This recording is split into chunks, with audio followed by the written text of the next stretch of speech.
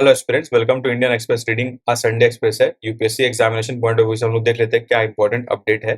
जैसे फर्स्ट आप देखोगे, ये द्रौपदी मुर्मू जी हैं।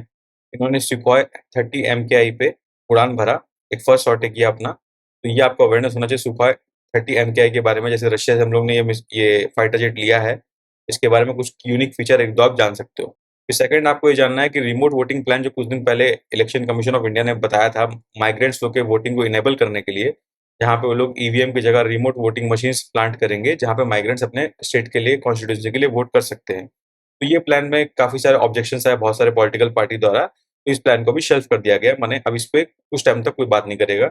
इलेक्शनरी रिफॉर्म्स के पॉइंट ऑफ व्यू से ये आर्टिकल इंपॉर्टेंट था। अब सेकंड ये है कि जो हाईवे पे पेट्रोल का सेल बढ़ गया है।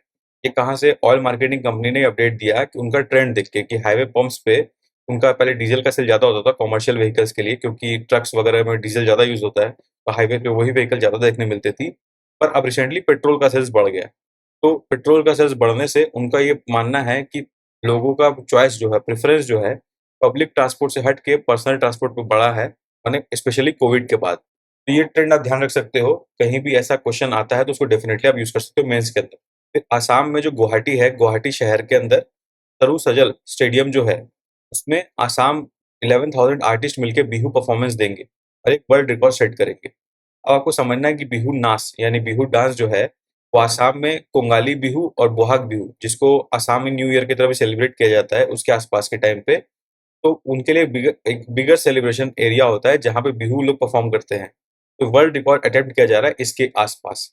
एग्जाम के पॉइंट ऑफ व्यू से ये नाम आपको जानना है, बिहू नाच, रोंगाली बिहू, बोहाग बिहू क्या होता है, इसमें प्रीलिम्स पे क्वेश्चन डेफिनेटली बन सकता है।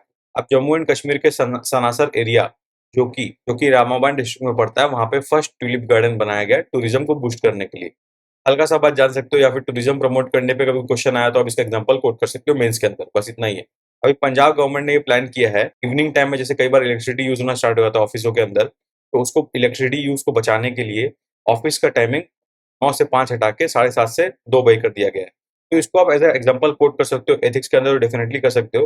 पर उसके अलावा भी गवर्नमेंट अपना कॉस्ट कैसे कम करे स्मॉल स्मॉल एक्शन से, तो उसमें ये सब चीज मेंशन कर सकते हो आप। और इससे एफिशिएंसी भी लोगों का बढ़ेगा कि वो लोग वर्क से अर्ली वर्क कंप्लीट करके घर आ जाएंगे, तो दिल बी मोर एफिशिएंट और अपने फैमिली को भी टाइम दे पाएंगे। इसका बहुत सारा बेनिफिट्स हो सकता है लॉन्ग टर्म में। अब इसरो जो है अपने गगनयान मिशन पे काफी स्ट्रांगली फोकस करना स्टार्ट कर दिया है। 2025 के टारगेट को मीट करने के लिए इसरो बहुत जोरदार तरीके से काम कर रहा है इस मैंड मिशन को पूरा करने के लिए। इसके लिए जो जो टास्क होते हैं इसरो उसको करना फुल पेस में स्टार्ट कर दिया है। इसमें कुछ कुछ डेवलपमेंट्स है, कुछ कुछ लॉन्च व्हीकल के बारे में इंफॉर्मेशन है, बस वही आपको ध्यान रखना है।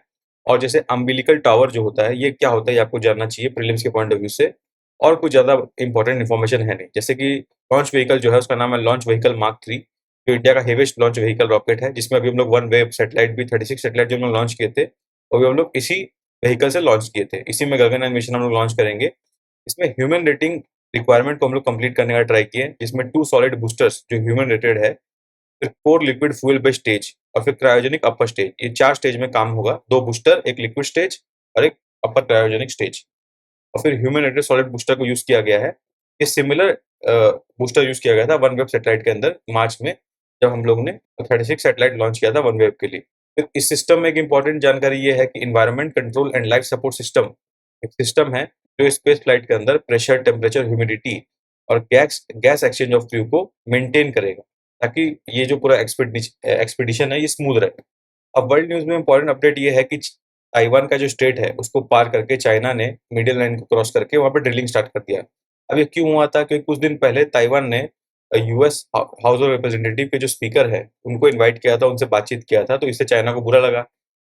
ताइवान जो है डेमोक्रेटिकली रूल्ड है, पर चाइना उसको अपना अपना पार्ट मानता है, तो वो उसको अपना कंट्रोल चाहता है, वो यूएस को इंटरफेरेंस करने नहीं देना चाहता। तो ये आप इंटरनेशनल अफेयर्स में ये इनसाइट जान सकते हो। सेकंड ये है कि यूएस और ईरान में टेंशन बढ़ गया, क्योंकि कुछ दिन पहले यूएस के कॉन्ट्रैक्टर पर सीरिया में अटैक हो गया था और 7 अमेरिकन जो है वो इंजर्ड हो गए थे, वुंडेड हो गए थे। तो ऑब्वियसली सीरिया में यूएस को लगता है कि ईरान का हाथ था, तो ईरान यूएस पर टेंशन बढ़ गया, तो उस पर अभी न्यूक्लियर सबमरीन यूएस ने डिप्लॉय कर दिया जो सुएज कैनाल के पास देखा गया। तो ईरान को चमकाने के लिए कि देखो भाई ऐसे नहीं चलेगा। तो ये सुएज कैनाल स्ट्रेटेजिक पॉइंट है, ये कहाँ पे मैपिंग के पॉइंट ऑफ व्यू से आपको ये जानना होगा। फिर सेकंड, स्ट्रेट ऑफ हॉर्मुज कहाँ पे पड़ता है? पर्शियन गल्फ में पड़ता है। तो ये किस कंट्रीज के बीच में पड़ता है, कौन से रीजन में पड़ता है, इसका अवेयरनेस आपको होना चाहिए। ये मैपिंग के पॉइंट ऑफ व्यू से कभी भी क्वेश्चन बन सकता है। जैसे कि आप देखिए यहाँ पे स्ट्रेट ऑफ हॉर्मुज के बारे में पूछा गया है, यहाँ पे सुएज कैनाल के बारे में दिया गया है और यहाँ पे ताइवान स्ट्रेट के बारे में बात कर रहा है। तो तीनों को मिला के एक मैच द कॉलम का क्वेश्चन भी बन सकता है।